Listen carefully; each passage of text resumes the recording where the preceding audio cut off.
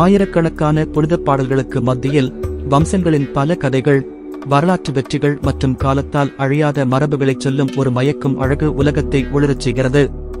பிரகதீஸ்வரர் கோவில் சோழர் காலத்தின் திராவிட கட்டிடக்கலைக்கு ஒரு சான்றாகும். இந்தியாவின் மிகப்பெரிய கோவில்களில் ஒன்றான பெருவுடையார் கோவில் என்றும் அழைக்கப்படும் பிரகதீஸ்வரர் கோவில் தஞ்சாவூரில் அமைந்துள்ளது. ஒரு பெரிய லிங்கம் என்று குறிப்பிடப்படும் சிவபெருமானுக்கு அர்ப்பணிக்கப்பட்ட இந்த கோயில் கிடோட்பி 1010ஆம் ஆண்டில் சோழ மன்னர் முதலாம் ராஜராஜ சோழனால் கட்டப்பட்டது. கங்கை கொண்ட சோழீஸ்வரம் கோவில் மற்றும் ஐராவதேஸ்வரர் கோவில் ஆகியவற்றுடன் 3 மாபெரும் சோழ கோவில்களில் ஒன்றாக கருதப்படும் இந்த வளாகம் யுனெஸ்கோவின் உலக பாரம்பரிய தளங்களின் ஒரு பகுதியாகவும் பட்டியலிடப்பட்டுள்ளது. கோவிலின் முக்கிய ஈர்ப்புகளில் ஒன்று சிவபெருமானின் புனித காளையான நந்தியின் பெரிய சிலை.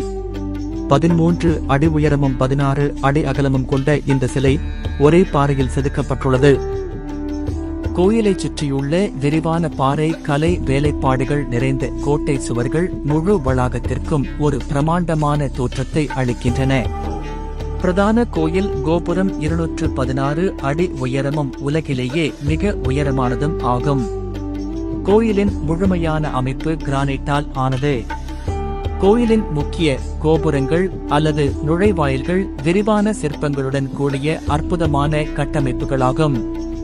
கோயிலின் கல்வெட்டுகள் மற்றும் ஓவியங்கள் நகரத்தின் செல்வத்தின் எழுச்சி மற்றும் வீழ்ச்சியின் கதையை விவரிக்கின்றன.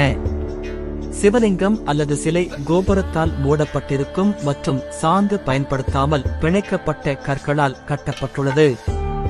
மேலே மற்றொரு அதிசயத்தை காணலாம். உச்சியில் உள்ள கல் கிட்டத்தட்ட 80 டன் எடை கொண்டது. ஒரு காலத்தில் இப்பகுதியை ஆண்ட சோழ வம்சத்தின் வலிமை மற்றும் சக்திக்கு இந்த கோயில் ஒரு பொருத்தமான எடுத்துக்காட்டாக நிற்கிறது. பிரமாண்டமான கோயில் வளாகத்தின் கட்டுமானம் 7 ஆண்டுகள் மட்டுமே நிறைவடைந்ததாக நம்பப்படுகிறது. இது சிற்பங்கள், கலை மற்றும் வளாகத்தின் அளவை கருத்தில் கொண்டு மிகப்பெரிய சாதனையாகும். தஞ்சாவூரில் உள்ள பிரகதீஸ்வரர் கோயில் பெரிய கோயில் என்றும் அழைக்கப்படுகிறது. இது கிபி 985 மற்றும் 1014க்கு இடையில் சோழ மன்னர் முதலாம் ராஜராஜ சோழனால் கட்டப்பட்டது. இது கிபி 1010இல் கட்டி முடிக்கப்பட்டது என்று திருச்சி ராம்யாஸ் ஹோட்டல் தெரிவித்துள்ளது. இது திராவிட கட்டிடக்கலைக்கு ஒரு அற்புதமான எடுத்துக்காட்டு மற்றும் சிவபெருமானுக்கு அர்ப்பணிக்கப்பட்டுள்ளது. இந்த கோயில் கிரேட் லிவிங் சோழ கோயில்கள் என்று அழைக்கப்படும் யுனெஸ்கோ உலக பாரம்பரிய தளத்தின் ஒரு பகுதியாகும். கோயிலின் வரலாற்றை இன்னும் விரிவாக பார்ப்போம். கட்டுமானம். சிவபெருமானின் தீவிர சீடரான முதலாம் ராஜராஜ சோழன் சோழ வம்சத்தின் சக்தி, செல்வம் மற்றும் கட்டிடக்கலை திறமையை வெளிப்படுத்த இந்த கோயிலை நியமித்தார். கட்டிடக்கலை அற்புதம். இந்த கோயில் தென்னிந்தியாவின் மிகப்பெரிய விமனா கோயில் கோபுரம் மற்றும் ஒரு பெரிய சிவலிங்கத்திற்கு பெயர் பெற்றது. இது அதன் சிக்கலான சிற்பங்கள், ஓவியங்கள் மற்றும் வெண்கல வார்ப்புக்கும் பெயர் பெற்றது. சின்னம். இந்த கோவில் வெறும் வழிபாட்டுத் தலமாக மட்டுமல்லாமல் கலை, கலாச்சாரம் மற்றும் கற்றலுக்கான மையமாகவும் இருந்தது.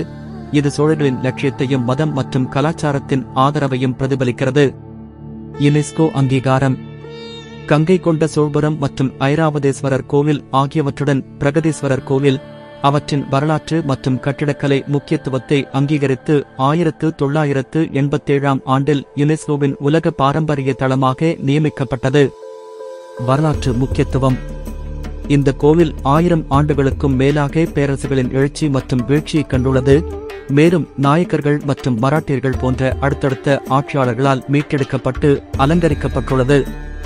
தனித்துவமான அம்சங்கள். இந்த கோவில் முழுவதுமாக கிரானைட்டால் கட்டப்பட்டுள்ளது. நண்பகலில் நிழல் படாது என்று கூறப்படும் ஒரு உயரமான விமானம் உள்ளது.